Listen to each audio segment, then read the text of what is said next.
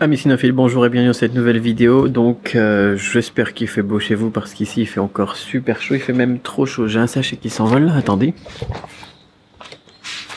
Aujourd'hui je voulais parler avec vous d'apprentissage du vocabulaire avec l'astuce de la visualisation. Alors juste avant d'évoquer ça avec vous, sachez que j'en ai déjà parlé donc tout à l'heure en fait sur la page Facebook. Donc si ça vous intéresse, rejoignez la page Facebook, comme ça on peut discuter un petit peu des idées. Et puis je peux faire évoluer les vidéos que je fais sur YouTube en fonction aussi de vos réactions pour les compléter, les préciser si parfois c'est pas super clair. Donc regardez aussi le statut Facebook que j'ai posté donc à ce sujet. Je vous mets le lien dans la description de cette petite vidéo. Café glacé. Comment est-ce que j'utilise ça? Eh bien, le concept, c'est tout simplement pour les gens qui pensent qu'ils ont du mal à mémoriser, qui ont, voilà. Même moi, je me dis, j'ai pas une bonne mémoire en fait. J'oublie tout le temps des trucs. Et c'est la même chose pour tout le monde, alors que les gens me disent oui mais t'arrives à retenir des milliers de caractères. Oui mais c'est parce que je les ai travaillés. Et au final les trucs que j'ai pas forcément envie de retenir, et bien comme j'utilise pas des techniques spécifiques pour retenir, et ben je retiens pas tout simplement. Donc je pense que vous avez pas forcément une bonne mémoire non plus, comme moi en fait, parce que ça vient pas naturellement, ça vient pas, c'est des concepts qui sont naturels, qui sont humains, qui sont déjà comme ça ancrés dans notre cerveau, mais qu'on n'utilise pas forcément pour tout. Il faut le faire pour les choses qu'on a envie de retenir, comme par exemple ce vocabulaire du chinois. Si vous retenez pas votre vocabulaire en allemand, c'est pas grave, l'allemand c'est nul, ça sert à rien, j'aime pas l'allemand. Mais si vous voulez retenir votre vocabulaire chinois ou thaïlandais ou n'importe quoi, vous pouvez utiliser des techniques comme donc l'association qu'on est en train d'évoquer ensemble. Et cette remarque, je pense qu'elle est valable aussi pour les gens qui trouvent qu'ils sont trop vieux pour se lancer dans l'apprentissage d'une langue.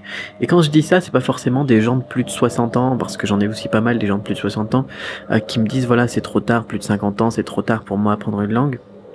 En fait, c'est une excuse parce que j'ai même des gens qui ont plus de 20 ans ou plus de 30 ans qui me disent voilà, c'est trop tard pour moi pour apprendre une langue parce que j'aurais dû commencer quand j'avais 5 ans, 6 ans et maintenant ça va plus être possible. C'est parce qu'il y a des gens comme moi qui commencent à 19 ans et qui arrivent, il y a des gens comme Marie par exemple qui répondait à un commentaire d'une autre soixantenaire sur Facebook qui elle aussi a la soixantaine et qui dit bah voilà moi je reviens de Chine et puis je parlais chinois quoi avec les Chinois. Donc il y a plus vraiment de limite en fait, il y a que des techniques qu'on utilise ou qu'on n'utilise pas, qu'on met en pratique, qu'on met pas en pratique parce qu'en fait, et je referai une vidéo là-dessus sur ce concept, mais les gens qui ont plus de 60 ans ou plus de 30 ans etc qui disent qu'ils n'ont pas de mémoire, comment est-ce qu'ils font alors? Pourquoi est-ce qu'ils se souviennent de leur mariage? Pourquoi est-ce qu'ils se souviennent de l'anniversaire de leurs petits-enfants, etc. Parce qu'ils ont toujours une mémoire. Elle est pas morte leur mémoire, leur cerveau il fonctionne toujours quoi.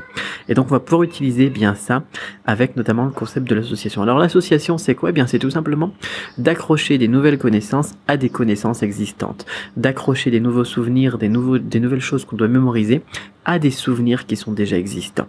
Par exemple, je sais pas moi, vous vous souvenez probablement de la première fois où vous êtes allé au lycée, même que vous ayez 50 ans ou que vous ayez 20 ans, vous vous souvenez de la première fois où vous êtes rentré dans le lycée si vous êtes allé au lycée. Vous vous souvenez de comment ça s'est passé, vous vous souvenez des sentiments que vous aviez, vous vous souvenez du bâtiment, vous vous souvenez de tout ça en fait. Ça reste, tout simplement, parce que ça reste dans la mémoire, c'est des émotions, voilà. Comme si vous avez un enfant, vous vous souvenez de la naissance de votre premier enfant, peu importe que vous ayez 50 ans, 70 ans, vous vous souvenez de la naissance de votre premier enfant. C'est des choses qu'on n'oublie pas, c'est pas possible. On va pouvoir associer des connaissances à d'autres connaissances qu'on n'oublie pas. Alors, il y a ces événements marquants, il y a aussi les personnalités, les acteurs de cinéma, les films, pourquoi pas les films que vous avez vus, que vous avez visionnés, les séries, etc. Il y a des choses qui nous marquent et on s'en souvient tout simplement. Ou du vocabulaire français. Je suppose que vous n'avez pas oublié votre français vu que vous êtes en train de parler avec moi en français. Donc on va pouvoir trouver des équivalences avec des nouvelles connaissances et accrocher ça à des anciennes connaissances. Donc je donnais l'exemple sur Facebook du terme malade. Malade. Quelque chose qui est c'est quelque chose qui est basé donc sur du poivre du Sichuan dans la cuisine donc sichuanaise. C'est avec du poivre du Sichuan. Je sais pas comment expliquer ça en français. C'est un petit effet anesthésiant. C'est un épice et quelque chose qui est là. C'est quelque chose qui est épicé dans le sens ça pique, épicé avec des épices donc du piment rouge et de sel possessif. Et moi, quand j'ai découvert ce mot, donc ce terme malade pour qualifier un plat donc qui est à la fois épicé avec du poivre de Sichuan et aussi du piment rouge, et ben qu'est-ce que j'ai fait? J'ai tout simplement associé ça à un terme en français, malade. Malade, je suis malade, voilà, je suis malade, j'ai la crève. Eh bien j'ai accroché ça, donc j'ai accroché le terme malade au terme malade. Et voilà, et puis j'ai commencé à dire des expressions bidons dans le genre, voilà, je m'en rendrais malade, moi, de ces plats de la cuisine du Sichuan. D'ailleurs, je m'en suis rendu malade plusieurs fois. Je pourrais vous raconter ça dans d'autres vidéos, mais j'ai déjà fini plusieurs fois à l'hôpital en Chine, tellement je bouffais comme un malade. Pas forcément d'ailleurs pour des produits épicés, parfois aussi même j'ai voulu goûter des trucs comme le tofu qui pue, là, le truc fermenté. Enfin, c'était mal passé, quoi. Je terminais à l'hôpital là aussi, ou parfois j'ai mangé trop, et là j'ai terminé à l'hôpital aussi. Enfin bon, voilà, ça fera l'objet d'une autre vidéo. Et donc dans ce statut Facebook aussi que j'évoquais avec vous tout à l'heure, eh ben, je parlais aussi de là, moi actuellement, en ce moment je fais quoi? J'apprends le thaï. Et donc ce matin j'étais au marché et j'ai acheté des petites boulettes de bœuf. Bœuf, ça se dit Nea en thaï. Et tout simplement, voilà, le gars il avait l'air complètement neuneux quand il a fait son truc. Et puis moi quand j'étais en train de répéter, quoi, et puis je Nea. Et puis pour le bœuf, voilà. Et j'ai bien l'image de la vache qui est dessinée sur le paquet de boboules, enfin de boulettes de viande. Et j'ai bien ce souvenir qui est ancré à fond dans ma mémoire de ces personnes là qui, voilà, et de moi qui ont l'air qui avions l'air un petit peu neuneux à se répéter comme ça, bœuf, bœuf, bœuf. Mais voilà, maintenant ça va rester l'idée de neuneux, l'idée de ce sentiment, de cette visualisation, hein, association, visualisation, ça bosse ensemble, hein, on en avait parlé dans le livre aussi, La Crampe du Chinois.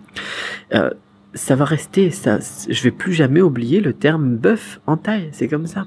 Je parlais aussi alors celui-là je l'avais pas évoqué dans le statut Facebook, donc c'est en bonus.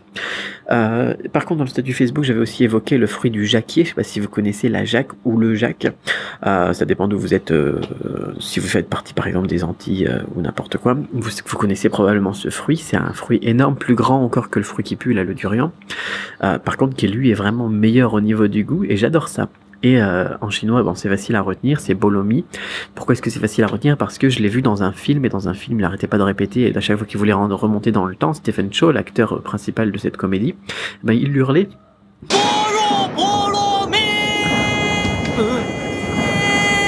et puis donc, c'est resté, je peux pas oublier ce terme en chinois, c'est pas possible, parce que je l'ai pu l'associer à un film. Et autre association que là j'ai fait, eh bien, en thaï, ça se prononce Hanoun. Hanoun, eh bien, j'ai associé ça, à Hanouna. Hanouna, le présentateur télé, en ce moment on en entend beaucoup parler, donc du coup moi c'est bien ancré dans ma mémoire, ça fait des années que je le connais, ce présentateur télé. Eh bien j'ai tout simplement rajouté ça avec l'espèce de tête j'ai fait vous pouvez voir le montage bidon sur Facebook là aussi, donc la tête de Hanouna, donc sur le Hanoun. Bien évidemment la prononciation elle n'est pas exactement la même comme pour malade et malade, hein, on n'a pas les tons, mais c'est une bonne base pour tout simplement réactiver le reste du souvenir, c'est-à-dire que j'utilise une route, un chemin de neurones qui est déjà créé, pour retrouver ma bifurcation, et ensuite eh bien, les autres souvenirs reviennent tout seuls. Donc par exemple les tons pour le chinois, ou bien la prononciation exacte pour le thaï. Vous m'excuserez pour le bruit, alors même si j'ai mon truc pour couper le vent ici, en fait j'ai des ULM qui passent, des avions, des hélicoptères, et là-bas j'ai une course de voitures là, qui font du drifting, enfin bon, c'est un peu chaud là, c'est un peu bruyant, mais bon, c'est comme ça, hein, c'est la Thaïlande. Quoi qu'il en soit, voilà pour Hanoun en thaï, bien évidemment le H est expiré, le OU est plus, c'est un ton un petit peu comme un ton long en chinois, et il n'y a pas le A à la fin, mais n'empêche que voilà, cette association me permet d'ancrer ça dans ma mémoire très facilement, c'est-à-dire que en même pas quelques secondes, j'ai pu associer ça dans ma mémoire. Pour ce matin, le bœuf, ça a pris quelques secondes, et maintenant je sais que ça va rester à vie. Pour le fruit du jacquier ici, eh bien, je sais que ça va rester à vie. Pour le malade, ça fait déjà des années et des années, ça va faire une dizaine d'années maintenant que c'est resté dans ma tête, donc je sais que ça reste, ça fonctionne, l'association. Voilà, donc c'est ce que je vous recommande de faire, tout simplement, associer des souvenirs existants à vos nouvelles connaissances, enfin plutôt, logiquement, si on fait ça dans le bon sens, eh bien associer des nouveaux souvenirs, des nouvelles connaissances à vos souvenirs existants qui ont déjà des bons chemins de neurones, des bonnes connexions déjà effectuées donc dans votre cerveau. Vous allez voir, c'est super puissant, et puis ça permet de pas se fatiguer quand on apprend du vocabulaire. Vous pouvez le faire à la fois pour les nouveaux termes que vous apprenez, ou bien alors pour les termes qui sont plus difficiles pour vous. Vous voyez un petit peu si avec la répétition espacée ça suffit, ou bien alors si vous avez besoin d'astuces comme ça en plus. Moi souvent ce que je fais, c'est que je bosse dans un premier temps sur la répétition espacée. Alors parfois je le fais naturellement pour l'association comme ce matin, ou comme pour le fruit du jacquier. Mais sinon, je l'utilise aussi bien pour les trucs qui rentrent pas avec la répétition espacée simple. C'est-à-dire que j'apprends un mot, ensuite, après l'avoir appris, j'essaye de le mémoriser avec la répétition espacée, et si là ça rentre pas, eh bien je rajoute des images dans mon Anki et je rajoute de l'association, de la visualisation. Voilà, c'est ce que je vous recommande de faire, tout simplement, c'est une technique très très efficace. Et si vous n'avez pas le vocabulaire, parce que là vous avez la technique, peut-être que vous savez pas eh bien quel vocabulaire il faut utiliser en chinois pour débuter. Si vous n'avez pas encore débuté dans l'apprentissage du chinois, surtout regardez ma vidéo d'hier qui vous explique eh bien, les 120 mots et expressions de base du niveau HSK1 pour vous lancer dans le chinois, qui vous explique un petit peu aussi d'ailleurs les concepts d'association, visualisation et d'autres techniques de mémorisation. Tout est dans la description de cette vidéo, dans le lien juste en dessous de la vidéo. Procurez-vous ce livre vraiment si vous n'avez pas encore commencé l'apprentissage du chinois, parce que c'est pas cher, et parce que il sera peut-être plus disponible eh bien, après la semaine prochaine, et parce que au moins comme ça vous pouvez voir si le chinois c'est fait pour vous. Voilà, quoi qu'il en soit, eh bien si vous êtes déjà lancé dans le chinois, j'espère que cette astuce, ou bien alors voilà, parce que j'en parle aussi dans la méthode Cramp, etc. Le fait de rappeler un petit peu cette astuce vous a fait du bien. Dites-moi tout dans les commentaires, et surtout n'oubliez pas aussi la page Facebook. Donc la page Facebook et la vidéo d'hier, le lien dans la description, vous avez compris le truc. Moi je vous dis à très vite. Je vais aller faire un petit saut dans la piscine là.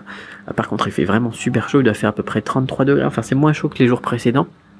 On est peut-être à 31 degrés, mais le fait d'être justement voilà au chaud comme ça et de faire cette vidéo sur mon appareil, j'ai déjà mon appareil là qui est en train de m'enregistrer, il est déjà à 52 degrés. Donc on va faire gaffe. Allez, sur ce, bye bye.